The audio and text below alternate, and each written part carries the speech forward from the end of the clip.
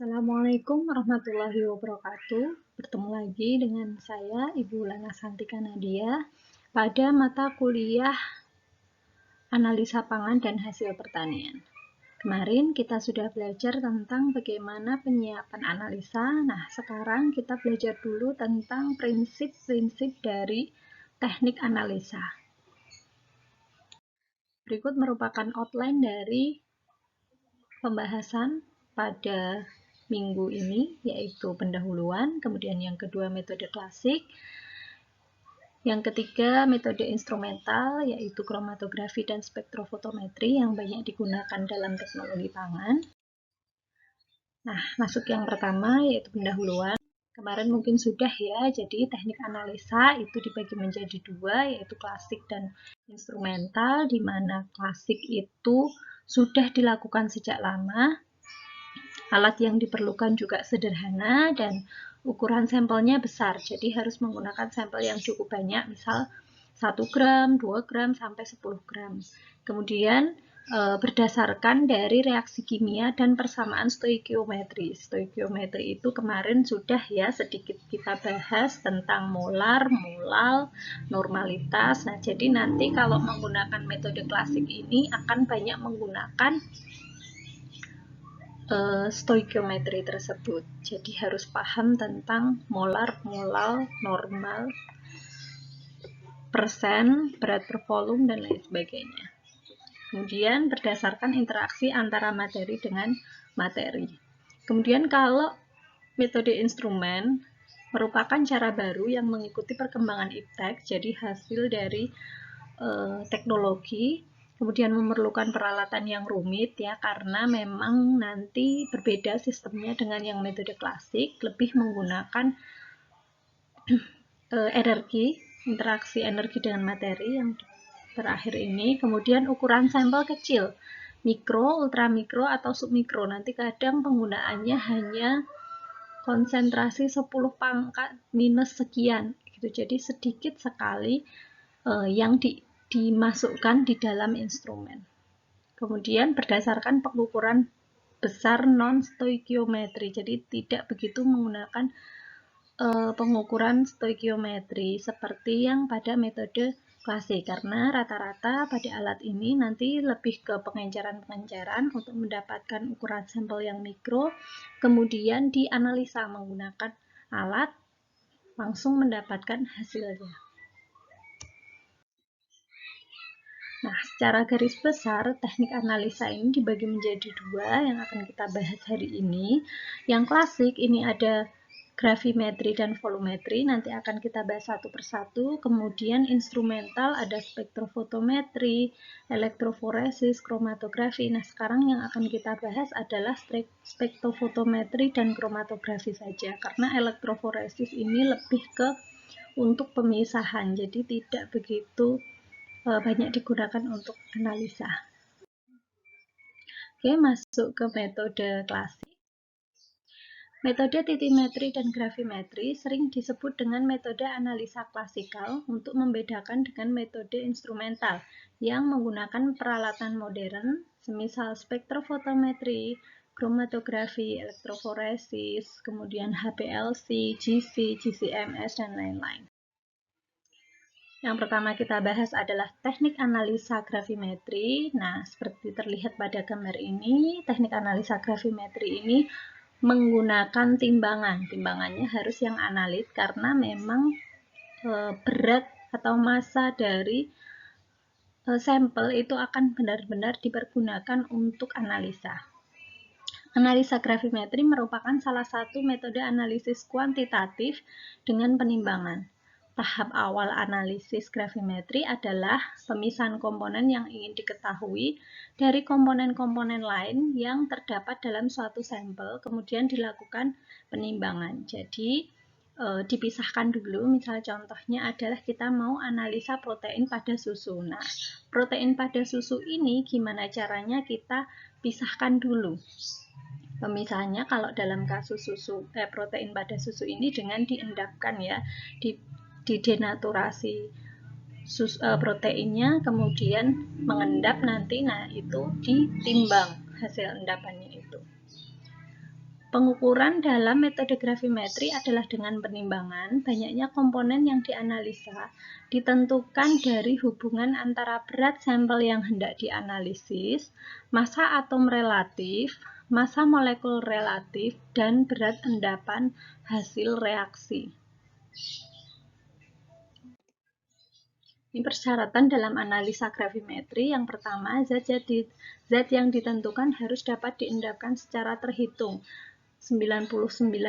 Jadi diharapkan semuanya itu terendap seperti tadi. Contohnya adalah pengendapan susu, protein pada susu itu harus sebisa mungkin semuanya protein yang ada pada susu itu diendapkan.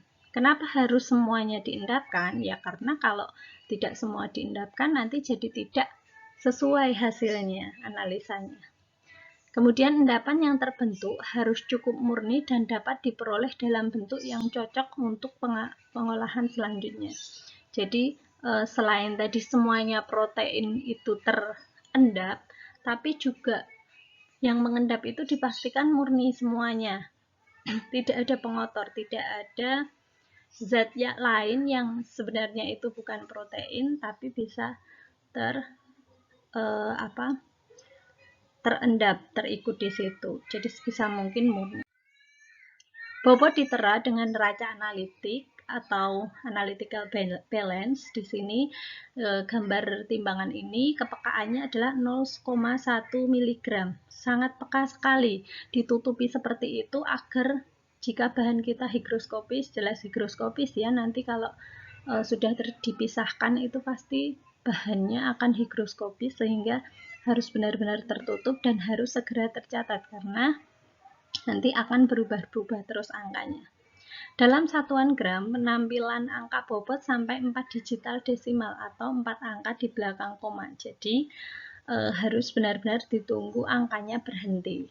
Dan pastikan tempat yang digunakan untuk meletakkan timbangan ini itu rata. Jangan sampai miring. Nanti di sini ada kayak water pass gitu yang kayak punyanya tukang gitu ya. Jadi tandanya kalau kita meletakkan pada tempat yang rata itu nanti air di sini ada, di sini biasa di pojokan sini ya, biasanya ada indikator nanti airnya itu berada di pada lingkaran tengah-tengah. Besok kalau kita praktikum akan saya perlihatkan. Kemudian tahapan metode gravimetri, analit dipisahkan secara fisik dari semua secara fisik ya, secara fisik dipisahkan dengan cara tadi pengendapan atau penguapan dari semua komponen lain dari sampel atau larutan sampel. Teknik yang paling banyak dilakukan untuk pemisahan analit adalah dengan pelarutan kemudian diendapkan atau dengan penguapan. Yang pertama adalah metode pengendapan. Asas umum gravimetri didasarkan pada reaksi kimia pengendapan. Jadi nanti molekul analit A ditambahkan dengan reagen akan bersifat tidak larut sehingga terjadi pengendapan. Ini ya, terjadi pengendapan. Nah, pengendapan ini kadang ada yang spontan, bisa langsung mengendap, misal kena panas, terus dia terjadi, atau memang partikelnya besar, seperti pada proses pembuatan kanji, gitu kalau kita diamkan bisa lama-lama mengendap. Tapi ada juga pengendapan yang memang butuh induksi, butuh reagen tadi. Jadi butuh sesuatu yang dia bisa menjadikan tidak larut, karena partikelnya menjadi besar. Jadi induktornya ini menyebabkan molekulnya tadi jadi bergabung sehingga nanti akan mengendap.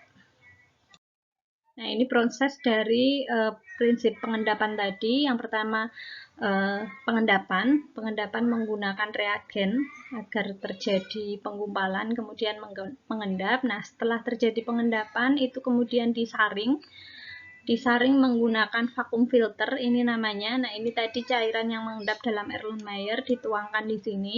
Jadi posisinya di sini itu vakum sehingga nanti akan ketarik masuk dengan mudahnya. Lebih mudah penyaringannya daripada dengan penyaringan manual.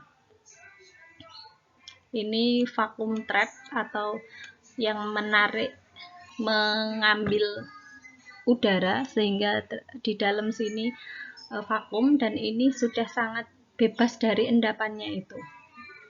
Kemudian pencucian endapan bisa dengan cara tadi di sini endapan-endapan ini dituang lagi dengan pelarut atau reagen tadi yang digunakan yang masih bersih, dituang lagi di sini. Itu disebutnya pencucian, bisa dilakukan dengan cara seperti itu. Kemudian pengeringan endapan sampai konstan. Jadi kan kita mau menghitung berapa banyak endapan ini, misal proteinnya tadi ya, protein pada susu, kan kita mau timbang. Nah, kita sudah mendapatkan proteinnya yang ada di sini. Kemudian ini kita diambil, kemudian dikeringkan, bisa menggunakan oven karena sesuai dengan reagennya. Kalau reagennya atau pelarutnya itu air berbahan ada aquadesnya, sehingga pengeringan harus menggunakan oven. Tapi kalau dengan pelarut itu bisa langsung ditaruh di suhu ruang di tempat terbuka, nanti akan mengerim ya. Walaupun untuk bisa mendapatkan penimbangan yang konstan itu nanti harus tetap di oven juga 1 malam. Kemudian ditimbang endapan tersebut sehingga didapatkan berat dari protein susu.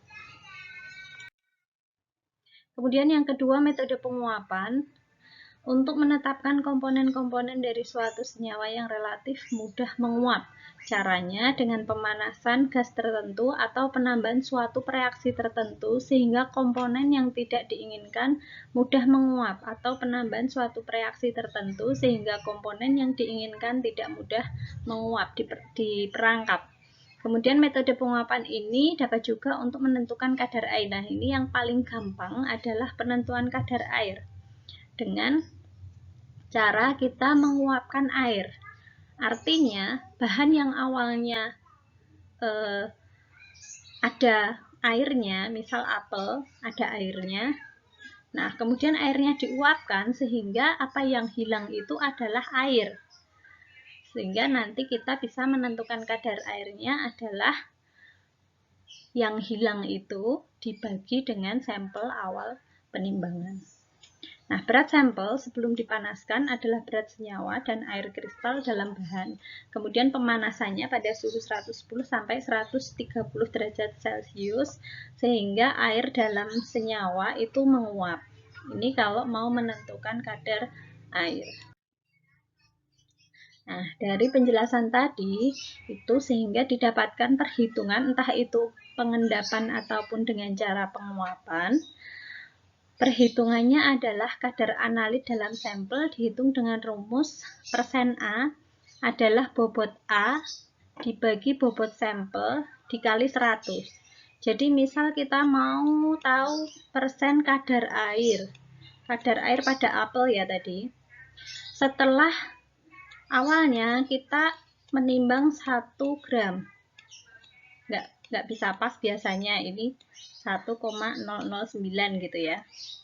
Nah, setelah kita oven, itu ditimbang menjadi 0,3009 misal ya, biar gampang hitungnya. Nah, sehingga bobot A yang kita hitung itu kan bobot airnya. Ini adalah bobot dari apel yang sudah kering ya, sudah dikeringkan, sehingga airnya adalah 1,009 ini dikurangi 0,3009. Sorry, kebanyakan nolnya ya. Oke, sehingga air yang menguap itu adalah 0,7000. Nah, ini tinggal dihitung saja, kali 100 ya. Tinggal dihitung aja, berarti kadar airnya pada buah apel tadi adalah sekian. Gitu. Kemudian teknik gravimetri yang sederhana paling sering dikerjakan dalam analisa bahan pangan adalah kadar air, termogravimetri tadi sudah saya contohkan, dan kadar abu total. Tapi kalau kadar abu total ini sebelum dilakukan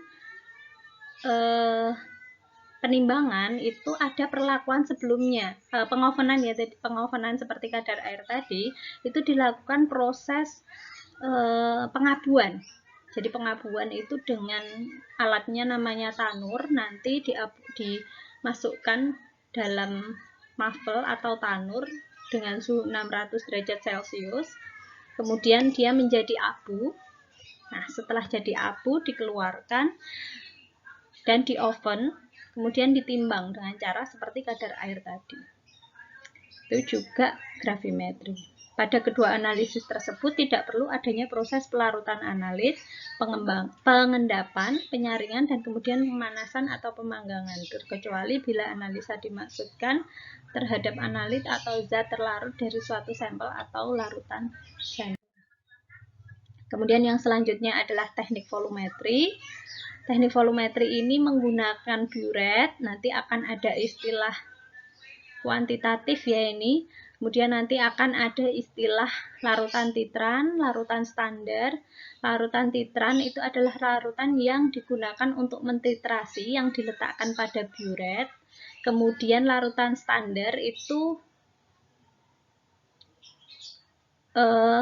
larutan yang titran tadi yang sudah terukur, jadi sudah diketahui konsentrasinya. Misal NaOH 1N yang sudah, enggak cuma kemarin sudah belajar ya caranya membuat NaOH 1N itu seperti apa. Nah, di sini digunakan untuk volumetri ini, untuk titrasi sebagai titran, tapi kita membuat 0,1 N yang harus sudah distandarisasi.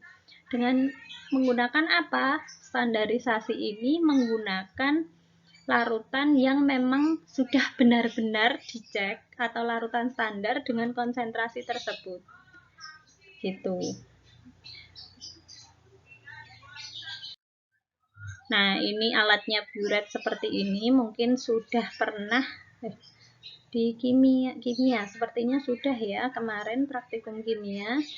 Ini level volume titran, jadi nanti kalian melihatnya dari angka-angka yang ada di buret ini. Kemudian ini klemnya untuk memegang buret, dan ini adalah stopcock. Jadi nanti yang tangan kita kiri itu memegang ini, dan tangan ini, dan tangan kanan memegang Erlenmeyer-nya yang berisi dengan larutan analit.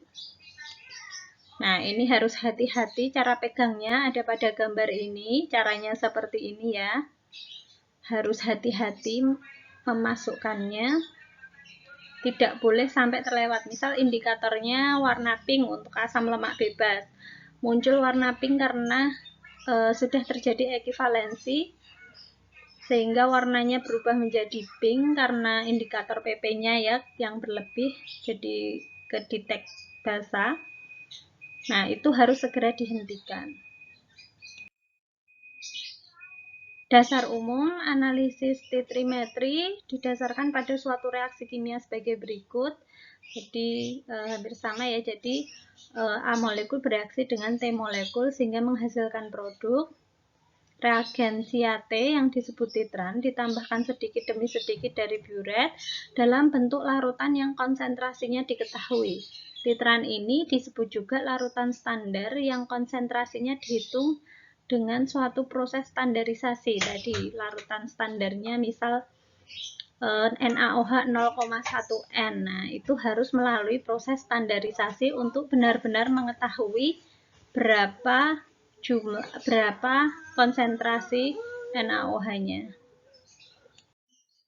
Nah, berikut merupakan jenis titrasi, ada titrasi asam basa, titrasi redoks, titrasi penentian kompleks, kemudian titrasi pengendapan. Nanti yang banyak digunakan untuk analisa pangan itu adalah titrasi asam basa sama titrasi pengendapan. Biasanya untuk titrasi asam basa itu ditandai dengan penggunaan asam dan basa sebagai titran atau analitnya, kemudian nanti ditandai dengan perubahan warna.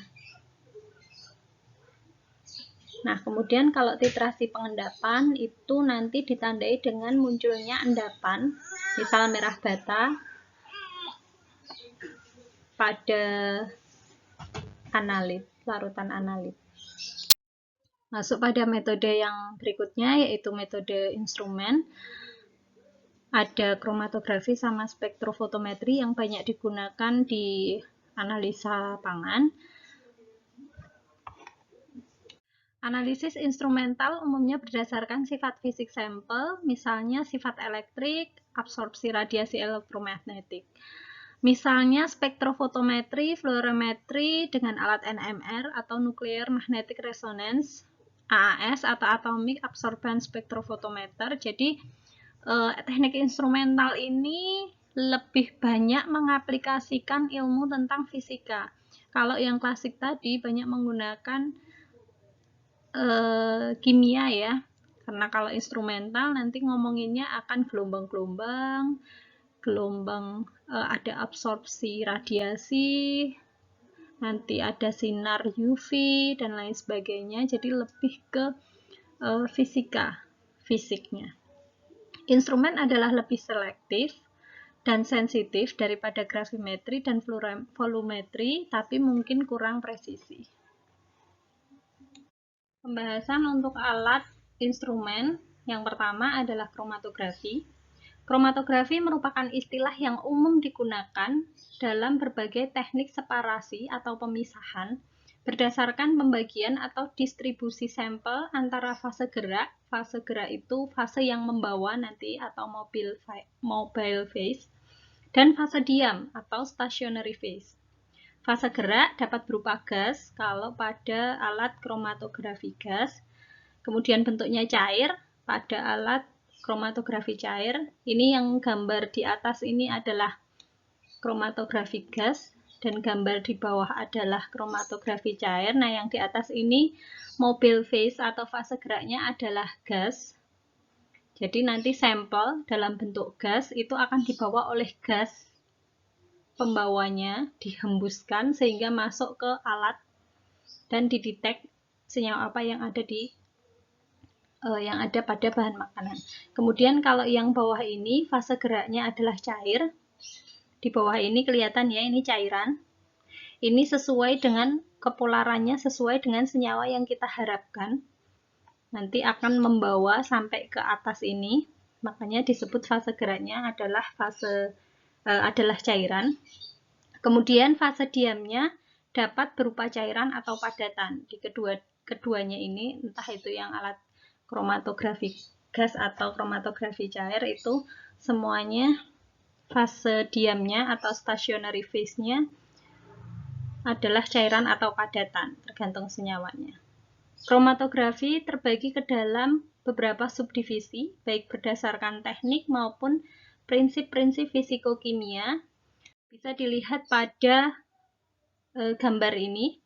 Jadi ada kromatografi itu dibagi menjadi 3, ada kromatografi gas tadi, kemudian kromatografi superkritis, dan kromatografi cair. Yang akan kita bahas adalah kromatografi gas sama kromatografi cair. Itu pun nggak semua ya, nggak nyandak untuk menjelaskan semuanya. Jadi kromatografi gas yang menggunakan alat itu ada yang pembawanya atau fase geraknya itu gas semua, tapi kalau yang dianalisa itu bisa cair, bisa padat, tapi dia harus syaratnya mudah menguap. Nanti akan dijelaskan di slide berikutnya. Kemudian kromatografi cair, fase geraknya adalah cairan tadi atau pelarut ya. Ada yang akan dibahas nanti kromatografi kertas, kromatografi lapis tipis, dan mungkin ini sedikit kromatografi kolom cair.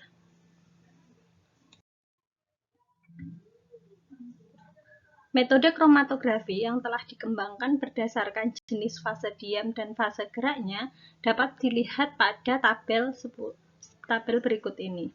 Karena sifat interaksi antara molekul zat terlarut dan fase gerak atau stasioner berbeda, Metode ini memiliki kemampuan untuk memisahkan berbagai jenis molekul.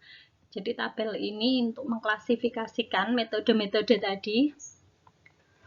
Misal contohnya, kromatografi gas cair. Ini menggunakan alat gas kromatografi ya. Fase geraknya adalah gas, fase diamnya adalah cair yang dianalisa itu dalam bentuk cair.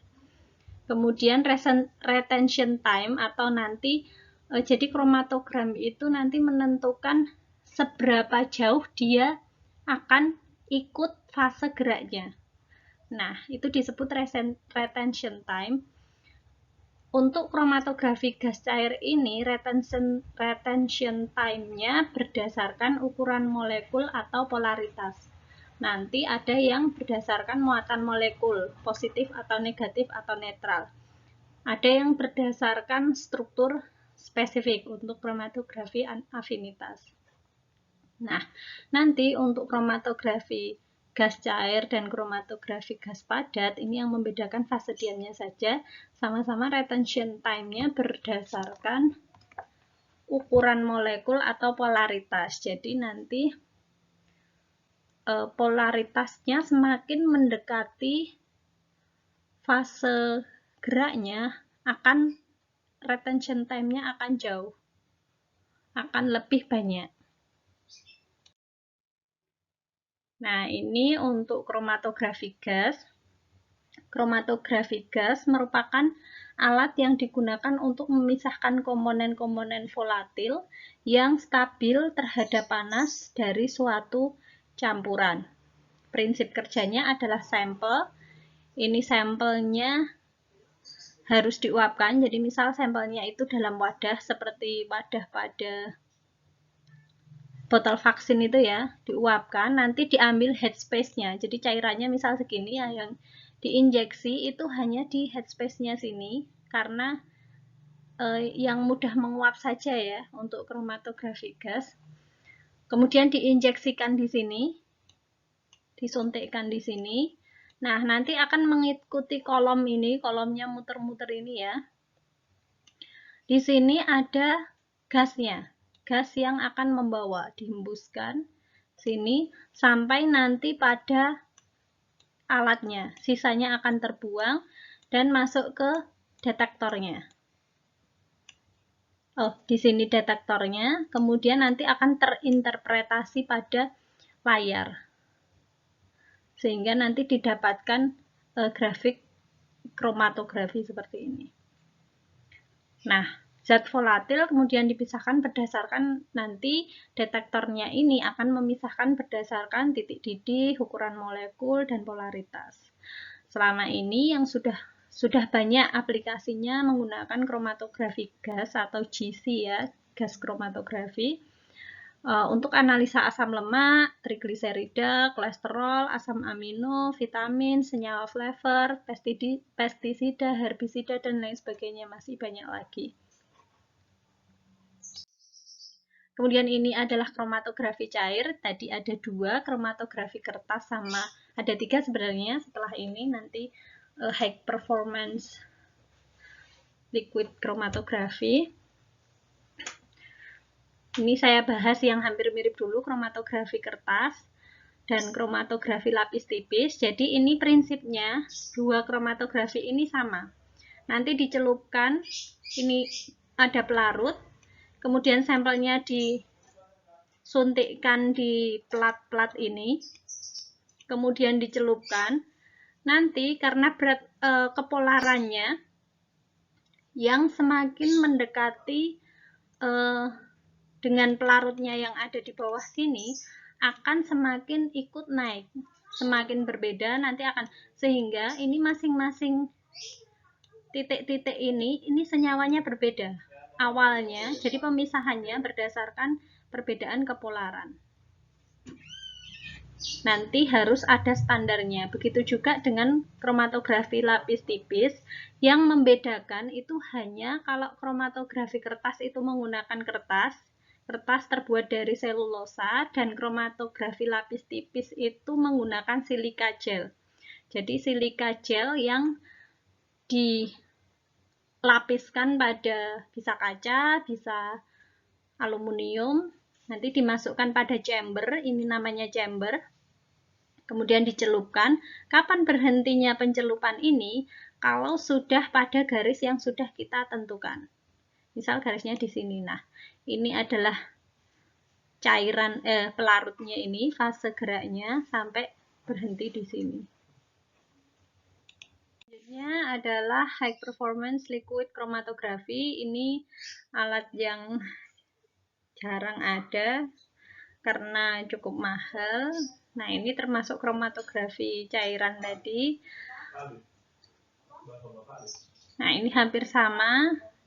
Solvennya atau pelarutnya, mobil phase-nya adalah cairan. Kemudian sampelnya juga cairan. Nanti prinsipnya hampir sama dengan gas kromatografi, hanya saja fase gerak dan fase diamnya sama-sama cairan ya.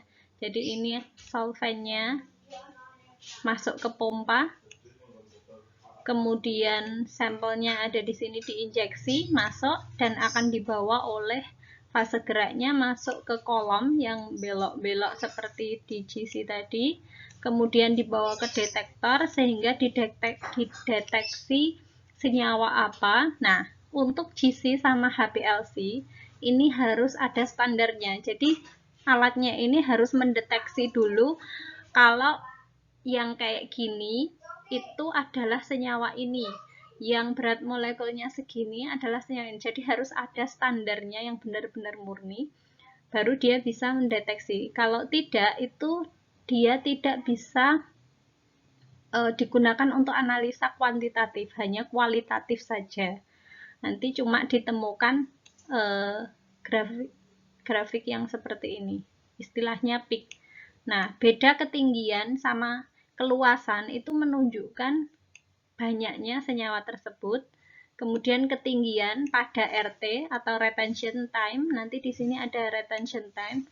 Di retention time segini, di titik ini, misal di sini, itu senyawa A misal, senyawa lemonen. Kemudian yang di sini adalah eugenol dengan solvent ini tadi, solventnya berbeda, nanti retention time-nya juga berbeda. Begitu juga yang tadi kertas sama lapis tipis ya. Jadi misal solventnya campuran, saya dulu penelitian menggunakan lapis tipis. Menggunakan fase geraknya aseton dan petroleum ether 3:1. Nah, kalau misal diganti 2:1 atau ditambah dengan solvent yang lainnya, nanti kalau dalam kertas dan lapis tipis istilahnya RF ya, bukan RT. Kalau RT itu untuk HPLC sama GC. Nah, RF-nya akan berubah. Begitu juga dengan HPLC ini. Kalau solventnya ini, mobil phase-nya itu pelarutnya berbeda, maka nanti RT-nya juga akan berubah. Makanya diperlukan standar untuk untuk lemonen itu dilarutkan menggunakan aseton dengan petroleum ether, misal perbandingan sekian dengan sekian, itu retention time-nya adalah 3. Nah, yang di retention time 3 itu nantilah itu adalah lemonen. Kalau di retention time yang lain berarti bukan lemonen, senyawa lainnya. Selanjutnya adalah spektrofotometri. Nah, spektrofotometri ini nanti akan banyak kita lakukan. Spektrofotometri adalah metode pengukuran kuantitatif yang didasarkan pada pengukuran absorbansi atau penyerapan radiasi gelombang elektromagnetik. Nanti ini juga perlu menggunakan standar ya, jadi kita harus memiliki sediaan senyawa yang murni. Misal kita mau analisa glukosa, nah Nelson-Somogy, gula reduksi. Nah, di situ harus kita memiliki kurva standar, glukosa standar, menggunakan glukosa standar untuk bisa mengetahui berapa banyak sih glukosa yang ada pada sampel kita. sehingga kita harus punya grafiknya dulu glukosa. Nanti praktikum akan lebih mendalam. Tapi di sini hanya lebih belajar tentang prinsipnya. Jadi prinsipnya adalah radiasi gelombang elektromagnetik, alat yang menghasilkan sinar dari spektrum dengan panjang gelombang tertentu, kemudian fotometernya mengukur intensitas cahaya yang ditransmisikan atau diabsorpsikan.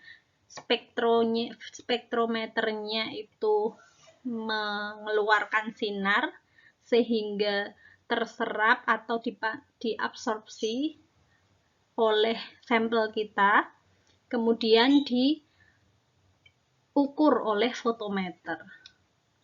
Ini spektrofotometri adalah pengukuran konsentrasi larutan dengan menggunakan instrumen. Instrumen yang digunakan untuk mengukur jumlah cahaya yang diserap atau intensitas warna yang sesuai dengan panjang gelombang. Jadi nanti untuk sampel kita warnanya biru karena menggunakan methylene blue misal. Nah, itu ditera dengan panjang gelombang yang warnanya biru, misalnya 560 nanometer dan lain, sekitar 500-an untuk warna biru dan lain sebagainya. Pengukuran kuantitatif dari cahaya yang diserap terukur dalam bentuk transmitasi dan absorbansi tertentu, tapi yang banyak digunakan adalah absorbansi, seberapa banyak yang diserap oleh sampel kita. Nah, untuk spektrofotometer itu berdasarkan hukum Lambert-Beer, absorbansi log PO/P, radiasi monokromatik berbanding lurus dengan konsentrasi suatu spesies penyerap dalam larutan.